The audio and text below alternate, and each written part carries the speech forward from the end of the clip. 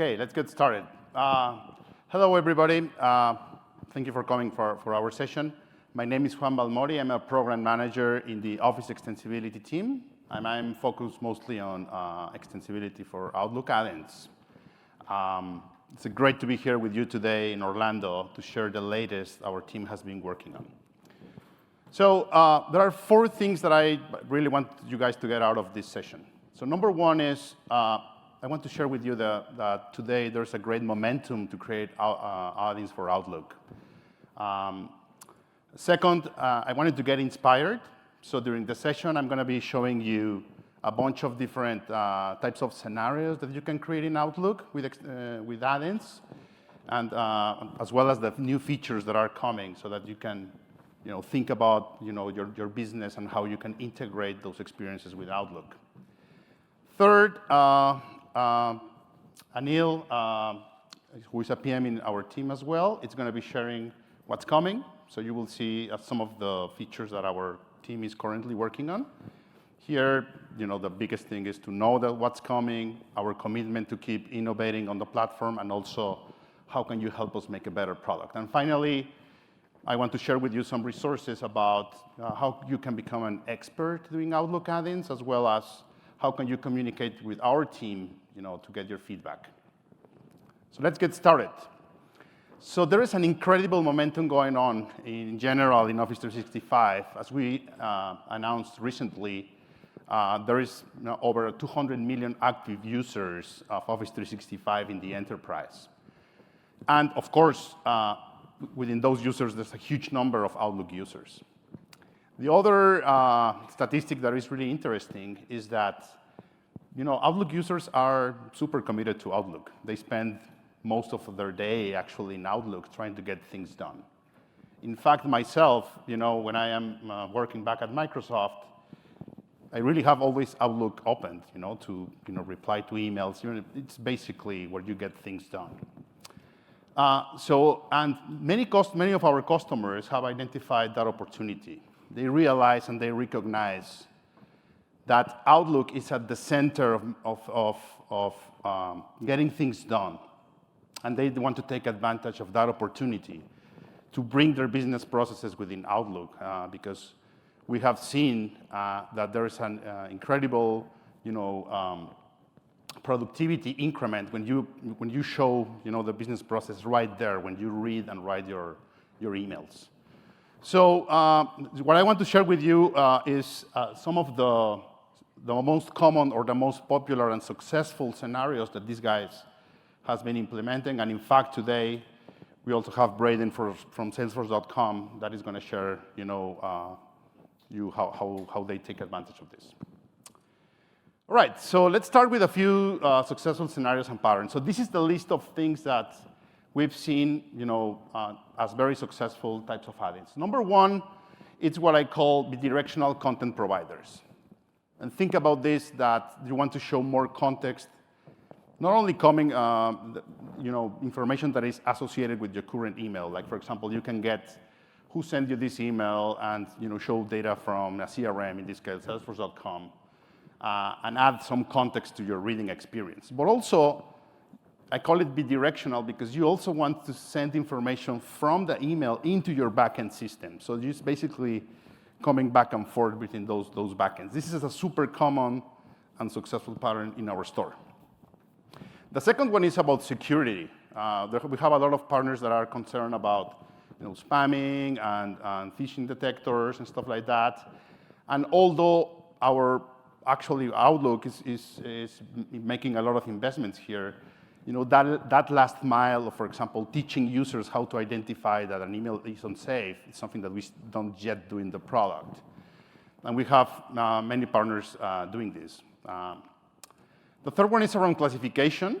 So later today, I'm going to share a demo on encryption, about the partner, Egress, who is also in the classification and encryption business. So the idea is that you get the content, of the message, or you classify how sensitive it is. You can provide experience for that.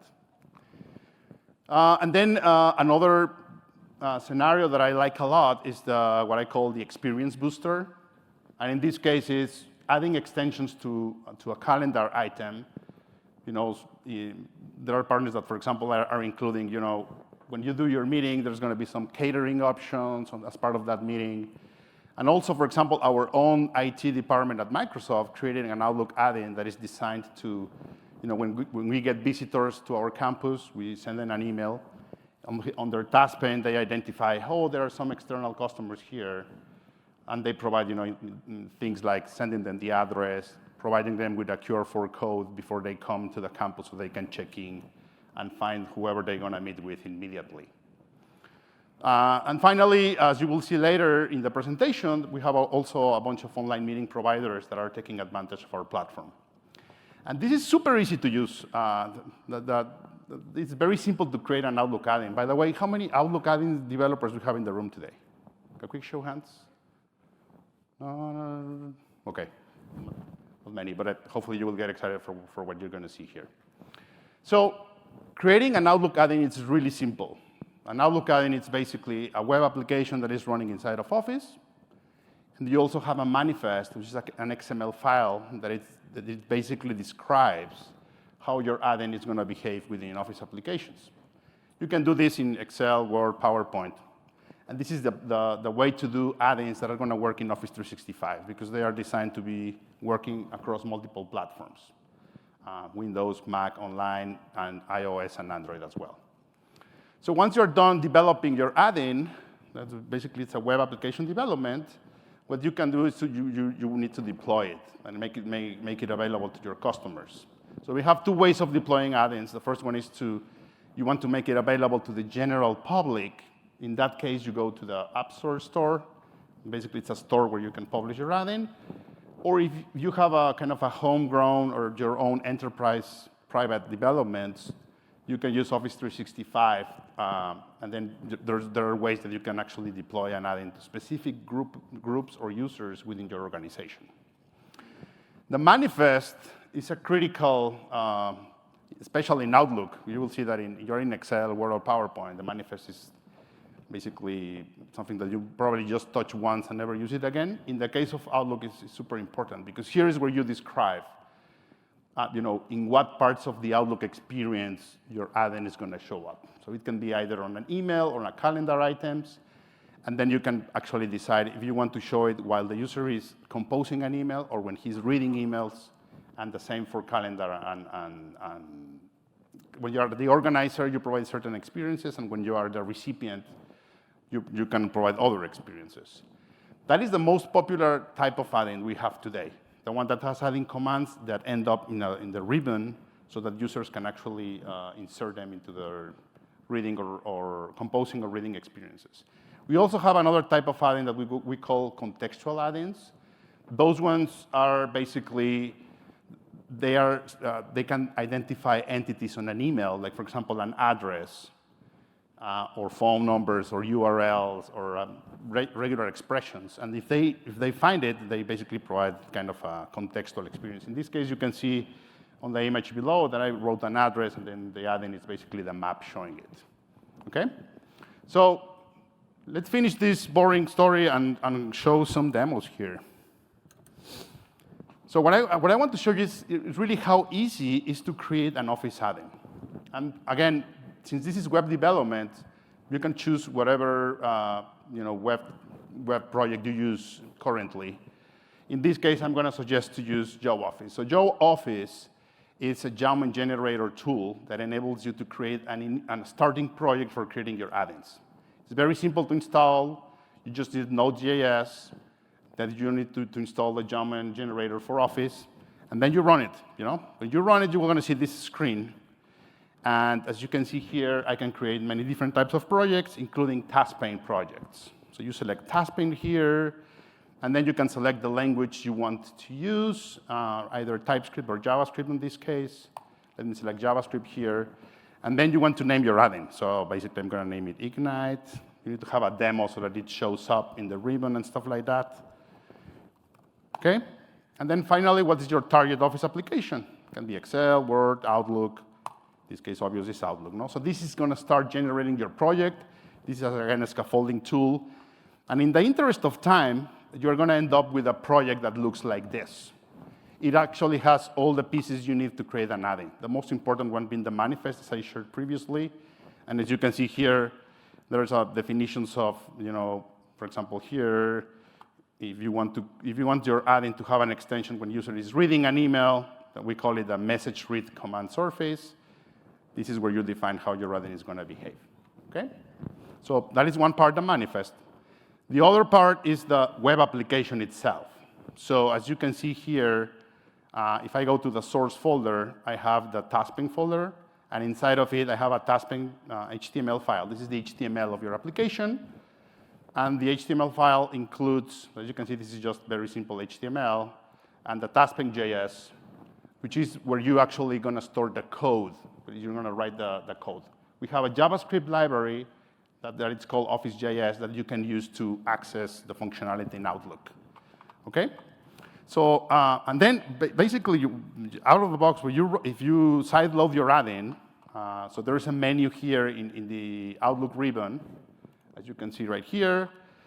And here is the entry point for the store. So partners that have deployed their add-ins to the store, you will see them there. We have some editor choice of add-ins that we consider super useful for you.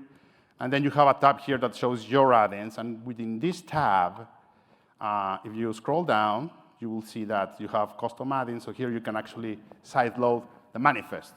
So when you click here, add from file, basically you can just load your manifest, and as soon as you load it, it's going to show up here.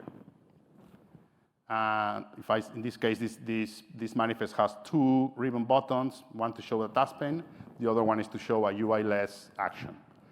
And there you go. You have an add-in up and running. Literally in minutes, you can have an add-in running. It's just about adding the functionality you need. In this case, and then other thing that it's quite cool is how you debug, the debugging experience. And for that, you can use, if you're doing Joe Office and stuff, the Edge dev tools. You just refresh here. You will see all the web pages that are currently loaded. In this case, I have the task pane here. So I just connect the debugger. And in just a second, you're going to see the task pane. This is basically the code that you wrote in VS Code. And for example, if you want to see a breakpoint here, let me put a breakpoint on this part. Okay. If I go back to my add-in and show the list of categories,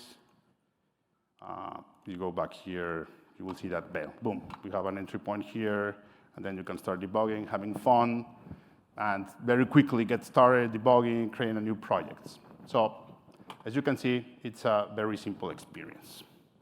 Okay? So that's about getting started with add-ins. Now, today we are announcing that we are the general availability of the Mailbox 1.8 release.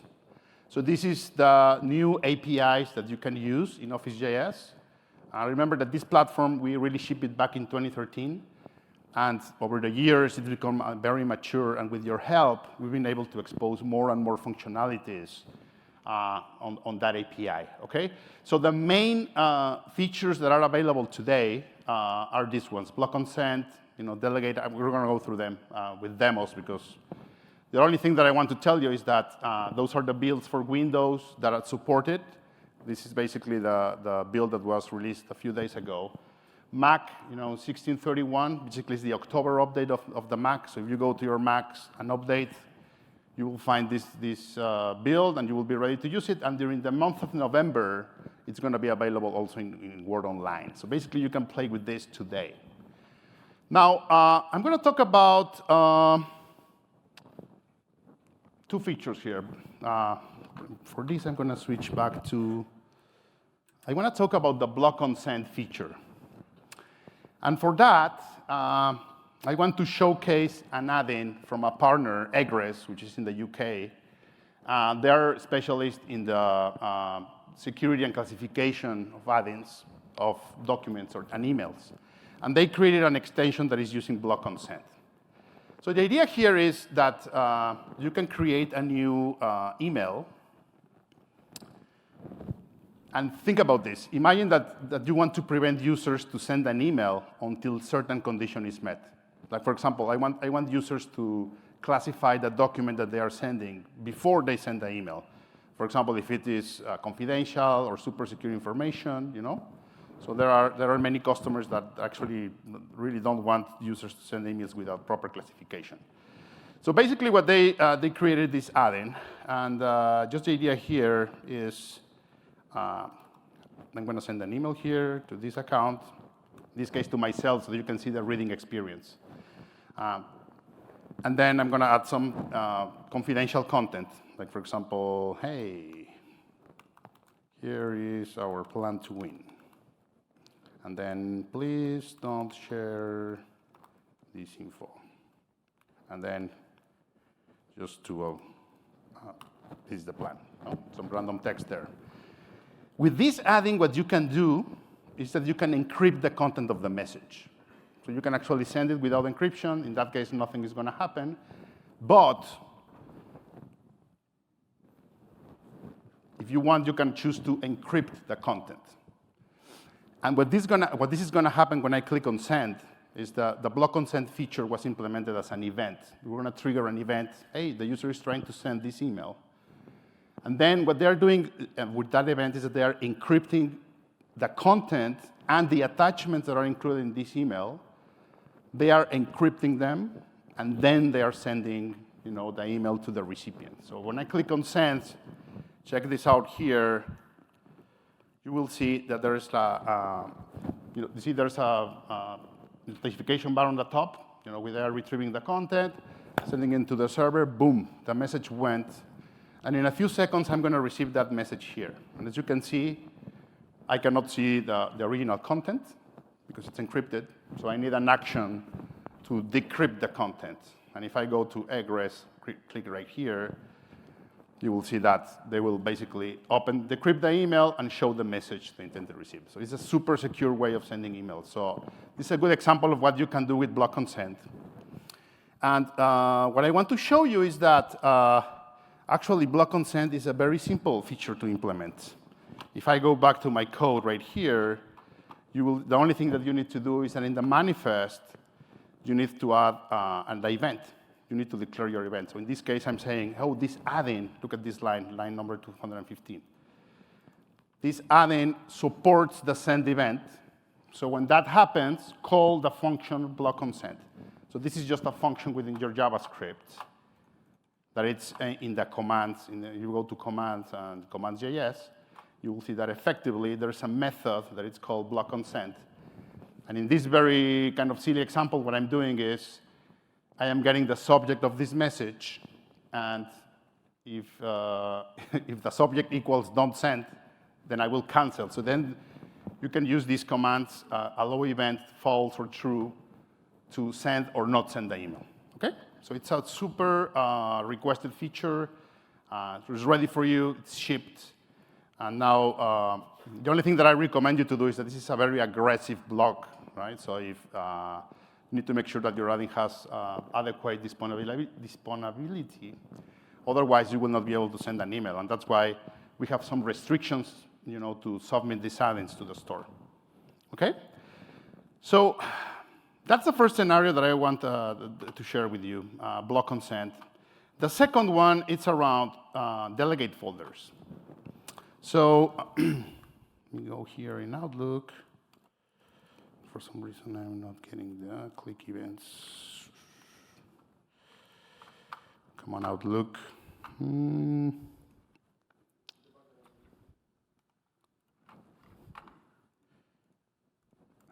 Oh, yes, sorry.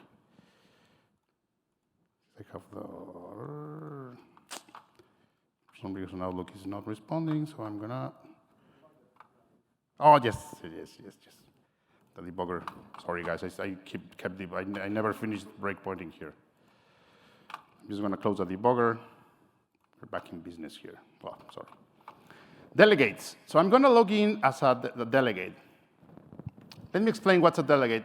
So in Outlook, there's a very common feature that I can actually give permissions to another user to create, for example, appointments or to read my emails. The most common scenario is if I have someone that helps me at my job, I want him or her to be able to on my behalf, create meetings or send emails, right? And it was not until today that, in shared calendars, you were not able to activate add-ins. In this new release, what you can see here is that I'm logged in currently as a delegate. So think about it as I'm helping my manager to set up new meetings for him. Once they share my calendar with me, they will show up right here. And when I click, you will see that there's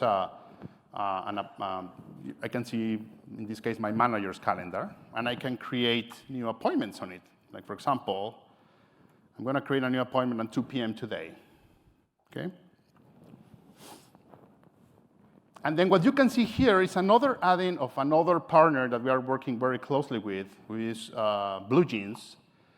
And just by the fact that you can see those two icons there, it means that the add-in is activated on shared folder. So this is working. If you go to your own calendar and create a new appointment, you will see on the ribbon that I have other add-ins that don't support shared folders, and they don't show up in the other inspector window. So let me go back to the inspector. In this one, I have BlueJeans. Oh, no, this is what's... Let me create a new appointment today at 2 p.m. I'm going to create a new appointment. BlueJeans comes up here. And the shared calendar scenarios is not about just displaying the add-in in the shared folder. It's also about, I want to know who's the owner of this folder. And in the case of BlueJeans, this is really important because every BlueJeans user has their own ID for meetings. As you can see there in the link, you will see that there's a number there, and that number is basically the identifier of my manager's meetings. Check this out. It starts with 256, whatever. And if you go to the BlueJeans portal, you will see that this user effectively, this is the number, their ID number. So that's basically, I am creating a meeting on his behalf. So we have the APIs that you need to check out who's the owner of that folder. And based on that, you will get an email. You can get additional information here. And I'm just going to go ahead and say, by the way, I'm creating this meeting at 2, because it happens to be that at 2 today, we have a round table for Office add-ins. Consider yourself invited. If you want to join us and share your experiences with add-ins, it's going to be today, 2 p.m. in room 313. No, 309. OK? Please share with us there. And then finally, I'm going to just send this email. Let me add some recipients here. I'm going to add my secondary account, and then just click on send. Boom. This was created here. Now, if I go back, I have here casually opened the calendar of the manager. In a few seconds, you will see that a new meeting is going to pop up here today at 2 p.m. And hopefully, this sometimes takes a few minutes to refresh. But it should show up here anytime, OK? Let me see. Switch back to my inbox, switch back to calendar. It should pop up here very soon, OK?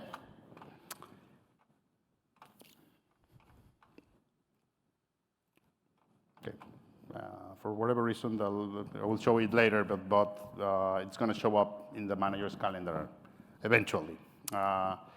OK, so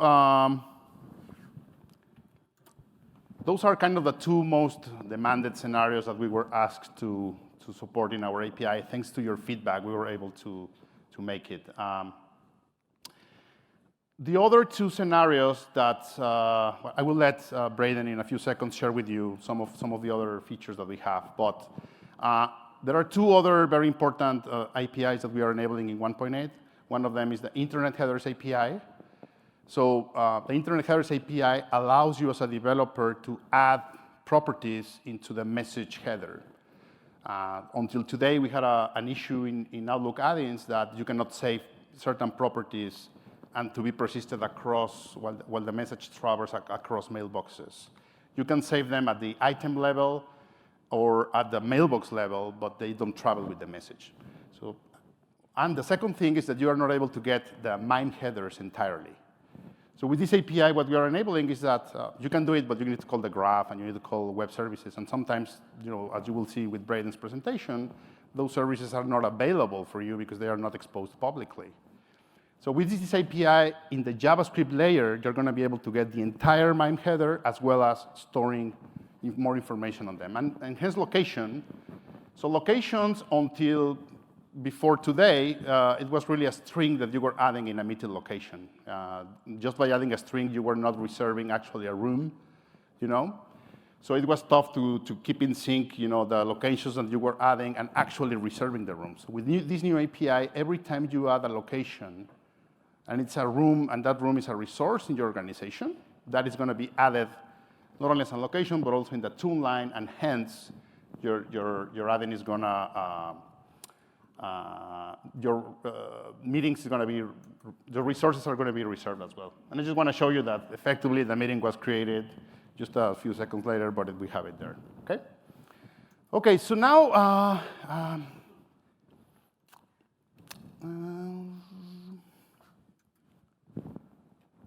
I'm going to invite now Braden Hayes to the stage, who is the principal developer for the Salesforce.com add-in, to share his experiences developing Outlook add-ins.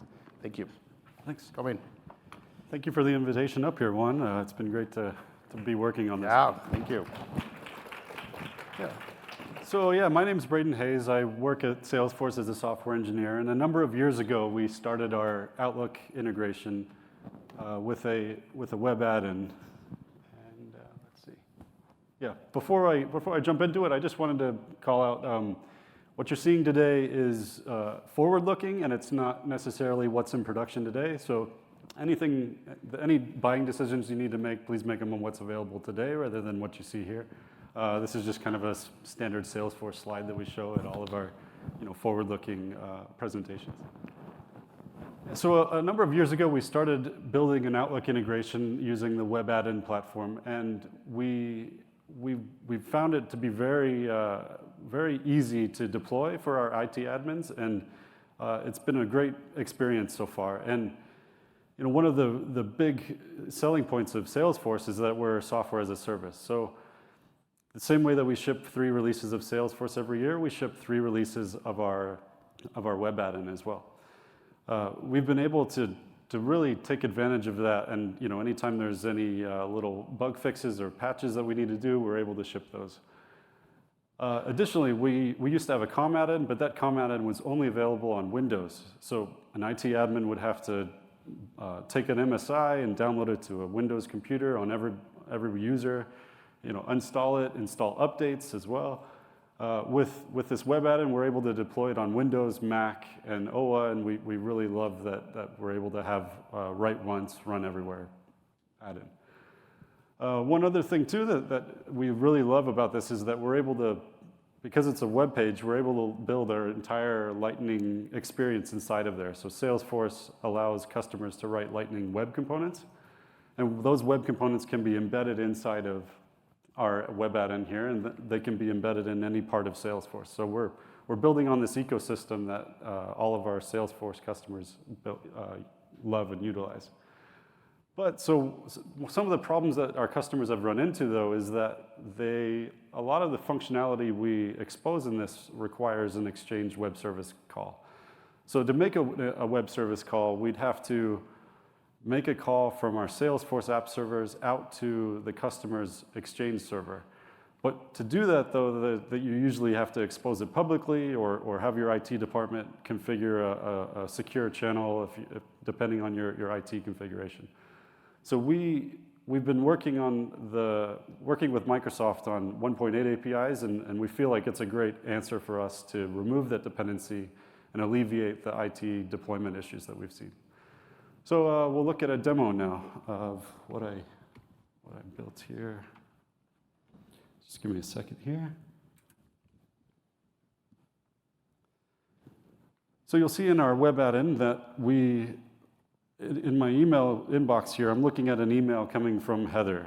In my sales workflow, I'll get emails like this a lot, and I'll want to share those with the rest of my sales team inside of Salesforce. So one of the functionality aspects that we expose is the ability to log this email. So this will take that email message and the attachments and then save it into Salesforce, and then everybody in my sales team will be able to access and see that activity in the timeline for Heather.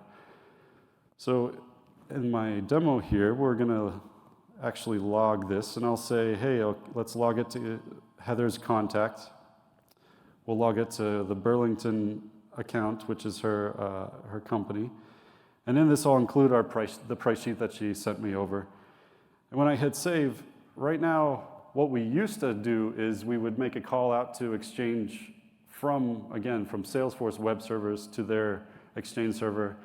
It was pretty cumbersome having to asynchronously do this, like this three-way talk between Outlook, Salesforce App Server, and Exchange. But instead, with the 1.8 APIs, we're able to actually just do it all inline in our JavaScript.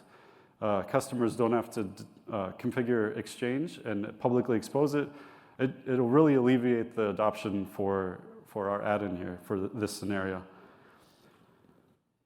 One more API that we use in the 1.8s is the Categories API. Juan mentioned this briefly, but there's an API that the only way we used to be able to do this was to actually call EWS, add a category to the item, and then wait for that to come back. But again, waiting for Exchange services and all that stuff to work, there's now just an API on the client side that we're able to call. I'll show a code snippet later. It's very simple to do this, and so it really alleviates our problems with this. Yeah, and then another thing that I wanted to show is that our full Lightning experience is in here.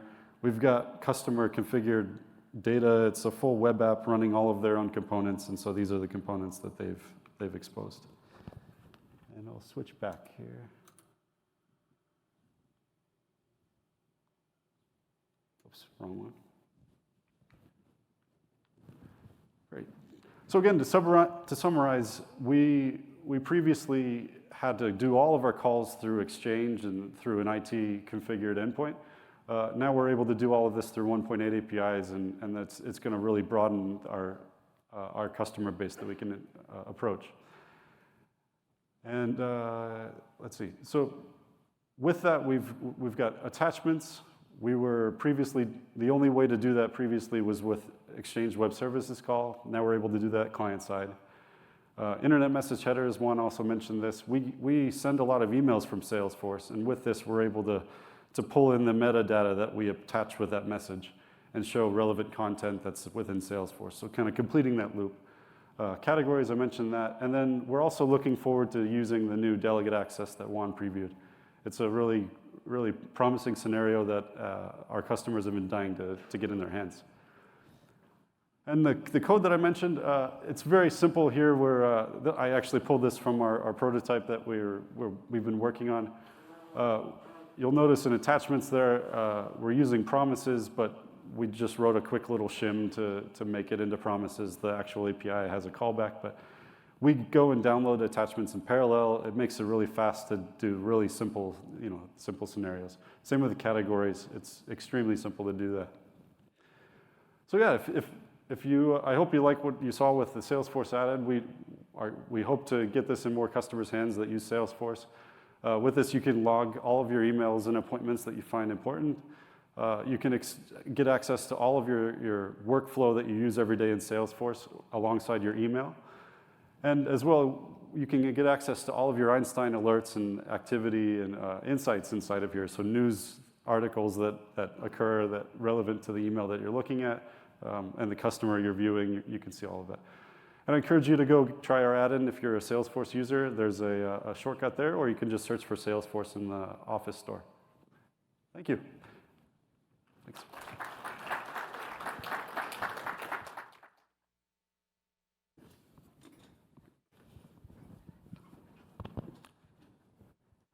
Thanks, Braden, and the Salesforce team for being an awesome partner here. I mean, in the whole Outlook extensibility journey, I think Salesforce has been a great partner for us, giving feedback. Again, so here, what we have seen is Juan had shown what are the current capabilities of the Outlook add-in and how easy is it to build an add-in. Now, I shall take you through what are the new scenarios. Like, as a platform, we are developing, we are adding new features, so I need to give you a glimpse of some of the new scenarios that we are working on. So quickly jumping into the online meeting scenario that we are working on.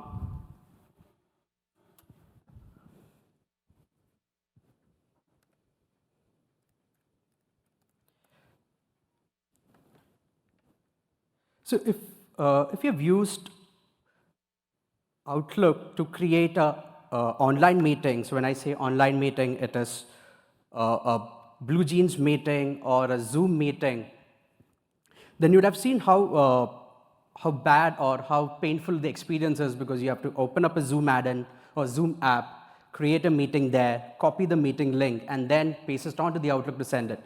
Now, what I will be showing is an experience that we have built for the online meeting partners on the mobile, which is make this experience very seamless. So let's say this is a meeting creation. I'm creating a meeting. If you scroll down, you could see there is an Add a Blue Jeans meeting option that has come up. So with just a tap, the Blue Jeans add-in is getting launched in the backend in the UIless mode. It's able to run, fetch the meeting link, and once the meeting link is created, it will be able to paste it onto my description. And yes, the meeting creation has happened, unlike the earlier experience. So what we have done here is we have added a new entry point for the online meeting partners who can use it to have a place in the meeting creation flow.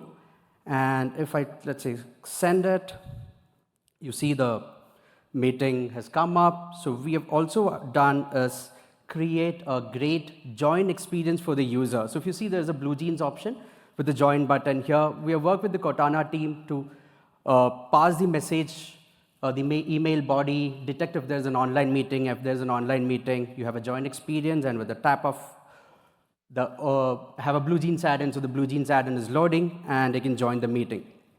So what I wanted to share here is that this is the path that we were taking. If you see, it is a very native experience that you are seeing on the whole experience. Unlike a ribbon where you have to go and launch the add-in, the whole experience is very native for the user. And this is the path that we are going to take ahead in the Outlook, where we want to build native experience for the user. So here, I would like to really listen from you that this is one of the high-value scenarios. If there are more scenarios that you feel could be built natively, in the sense using the giving a native experience using the web add-in, do reach out to us, share your feedback. And the next experience that or the scenario that I want to show is the auto run. Now, if you see in the current Outlook add-in model, you can only launch an add-in by a user going to the ribbon, clicking on the icon, launching the add-in. That's when the add-in is running. Now, with the auto run feature, what we have done is we have taken one step ahead and say that we are giving a capability for the add-in to get auto-launched based on certain events. So when I say events, an attachment add is an event. So a user goes and adds an attachment, and if the add-in mentions in the manifest that they would like to get launched, we will launch the add-in in the background, and it can run some user scenarios here. So let me take you through a scenario of how a add-in, which is a signature partner, who has built an add-in by which they mandate that only admin mandated signature goes out. So if you see my email signature, it's a very basic one, which has just written my name.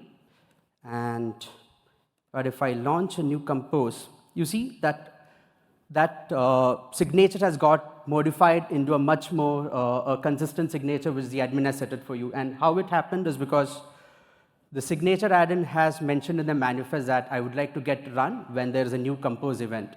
And so as a user, when I went and launched a new message, we were able to launch the add-in in the backend. It has all the context of the email and was able to update the content there and paste the admin mandated signature. So if you see, the whole auto run is a very powerful feature that we are building, because here with the auto run, the dependency of user thing going and launching an add-in to enable a scenario is not required. Now the add-in has the capability to add that intelligence that on relevant events I would like to get launched, and I can run the scenario for the user. So again, with great power comes great responsibility. So we have put certain limitations here that only certain events are enabled by which you could have the auto run feature. And we don't allow you to make some API calls which will have a jarring UX experience, like creating a new compose message form or a new message form. And also the add-in can only run for a very short duration of time, which is say 2 minutes, and by which the add-in will have to get the scenarios enabled for the user. But still, we feel it's going to be a great experience. So again, this is another where we need your feedback to understand what all do you think can be the scenarios that you can enable through the auto run. And so we are starting with new message event, and we are looking to preview it in the next quarter. But we would like to hear that, are there any new events that you feel could be relevant for you to make your scenarios work? Switching back.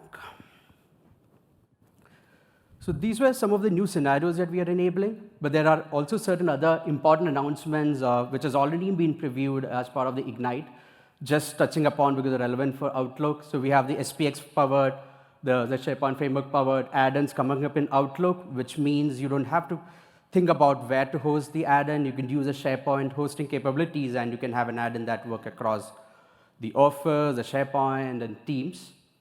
And this is going to be a great scenario if you're trying to build a line of business add-in for your organization.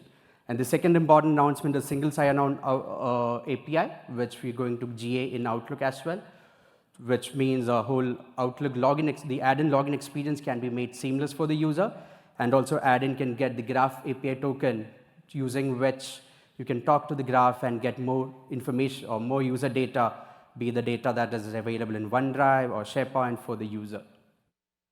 So the summary is that there are a lot of cool features coming in, so we would like to have this momentum of Outlook add-ins continuing, and do share your feedbacks, because all these features are through the feedbacks that we have got from you. Now the features, but all that we have explained and tool is all available in our developer resources. We have very detailed documentation. Do read the documentations, and I would definitely say to check out the Getting Started section if you're a new add-in developer. That has a way to how you can create your first add-in. And the second important question that we keep getting is how can all of you engage with us? So you have multiple modes in which you can engage with us. Stack Overflow, we are very active there. If you have any questions on add-ins or APIs, do post your questions there. We'll be answering it. If there are some issues that you found on the API or there's a mismatch in the APIs, do share or raise a ticket in GitHub. We have our on-call team looking at it and would be able to give you an answer and resolve your query as soon as possible. If you feel there are new features to be added in the platform, share your thoughts with the user voice, raise your a feature request there. And the most important part is a monthly community call. Every month we have a community call on the second Wednesday. That is a great avenue where we share the new features which are coming up, and also for you to connect with us. Then develop the documentation. We have also certain certifications and training courses for you. The important part that I want to stress upon is the developer program. So we have a developer program. If you have not enrolled, do enroll it, through which you get an E5 subscription and the whole tenant setup. So if you want to, and the tools that is needed to develop your Office add-in. So do try it out. It will be helpful for you to create an add-in. Yeah. And that's it. Thank you. So just to, if you have evaluate the session, and yeah, you can get the details over here. So again, reiterating what Juan is saying, we have a community a roundtable session at 2 at room number 309. If you want to connect with us, give feedback, do come there. We all will be there available to answer your questions.